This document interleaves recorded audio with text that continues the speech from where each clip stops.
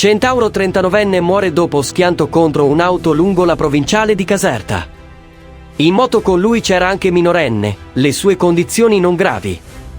Era alla guida di una moto, con un passeggero minorenne, quando ha perso il controllo ed è finito prima contro un'auto in sosta, poi, invadendo la corsia di marcia opposta, si è scontrato con un'auto che passava in quel momento. Il centauro di 39 anni è morto. Il minorenne è al momento ricoverato in ospedale, ma le sue condizioni non sono gravi.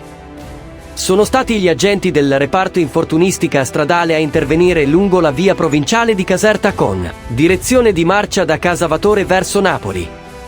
Sono apparse subito gravi le ferite riportate dal conducente della moto che, trasportato all'ospedale Cardarelli, è deceduto dopo poco.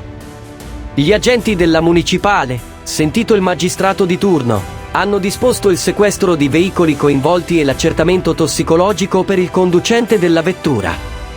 La salma del 39enne è stata messa a disposizione dell'autorità giudiziaria per l'eventuale esame autoptico. Per essere aggiornati, iscriviti al nostro canale Napoli Musica Official.